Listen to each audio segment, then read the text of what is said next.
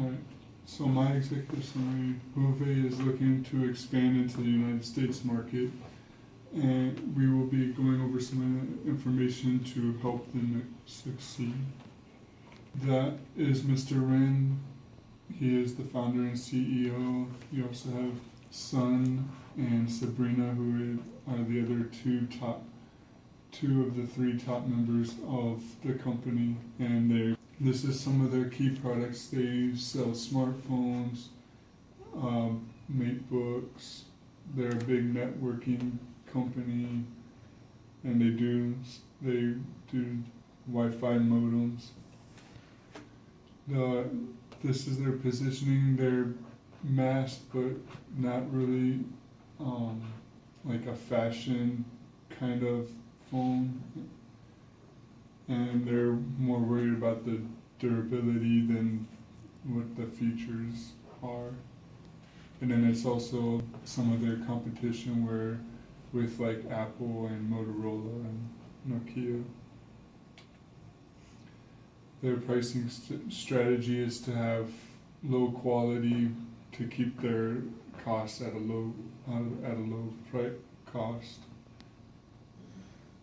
Make it in a market before and put our name out there before actually trying to market them as high as like the iPhones.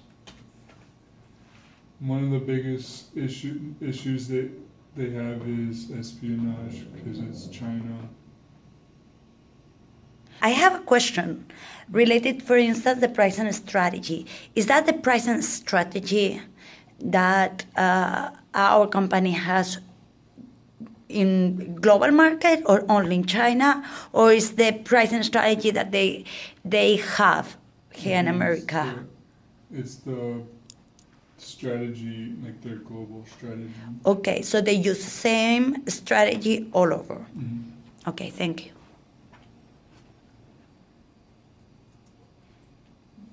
And the global issue, espionage. Explain that to us.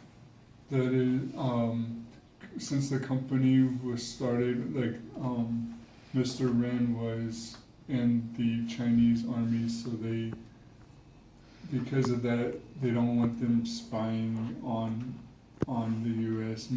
That is more geared to their telecommunication devices, not like their smartphones and stuff.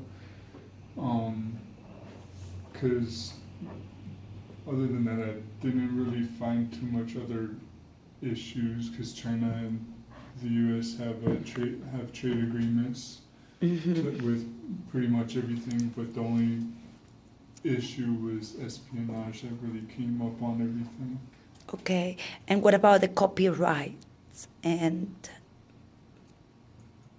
I mean, yeah, this is like when you were commenting that to me when we had our previous meeting. Remember that we have to bear in mind the property ideas. It's much more strict here in our market in the USA that what's going on in China because of our culture in China, right?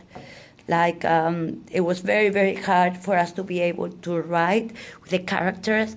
So the people, those who were blessed to be able to learn and they could copy their master, there were only few, and they were blessed by copying. So copy, it was not an issue. It's actually a blessing if you are able to do that. And still nowadays, okay, many have got the idea, okay, I can copy it and I can do it even better than you.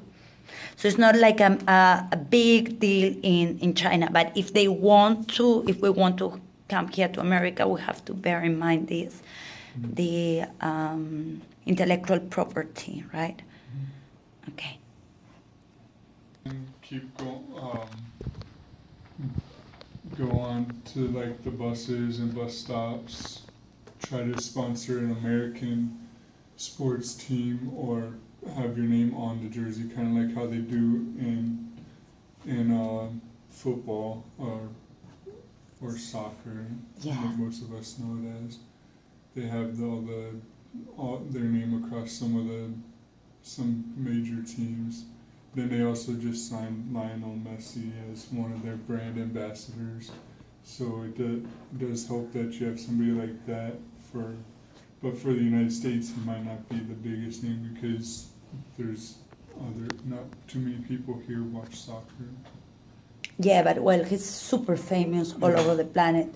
Anyone who loves soccer, they know about Messi or Ronaldo, Ronaldinho, like big And then names.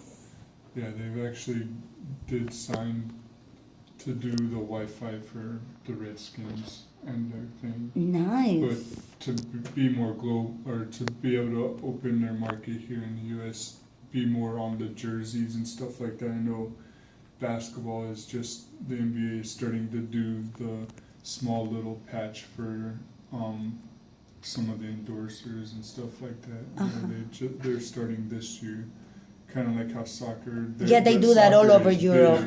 Soccer Yeah. is They big started it basketball. in the Nobody watches WNBA. WNBA. That's where they got the idea from, is the WNBA, but that's where they come up with it from. For the US, just into Walmart and Best Buy, two of the better places to start with, like electronics. One being like a low end as Walmart, and then Best Buy is just that all around electronics place that everybody shops at. And then some of the distribution outlets that we have is ASI, Wave, and Tiger Direct. That's for the physical distribution? Yeah, because they Yeah. Uh-huh. not Nice. understand. To formulate the question. Now, what are your suggestions for us to keep on improving? We are going to, according to what I saw in your presentation, it's like we want to maintain that global strategy, okay? Global strategy related to the price, quality, and but low cost. Again, big names like Messi, for instance, maybe we could find a new image here in America, somebody like an athlete hero that who everybody admires and knows. Okay, that can be our image, for instance. Yeah, it's part of the distribution. This is some of the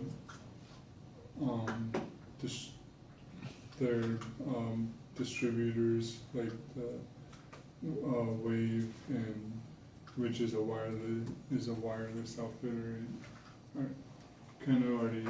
For some of our service distribution, it's like the physical distribution, but like the example that you gave us might be because of Wi-Fi.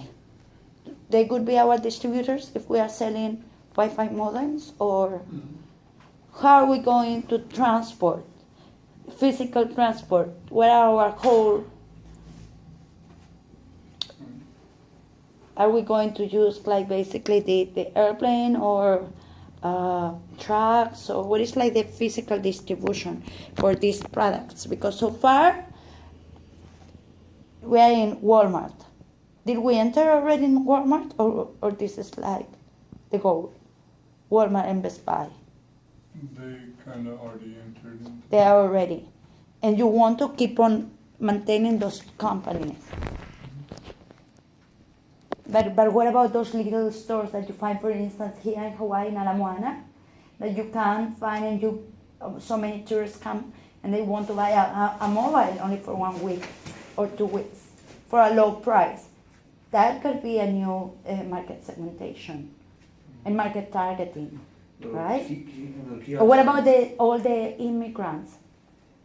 And some illegal immigrants, or some immigrants that are on the process, millions here in America, if we go to California.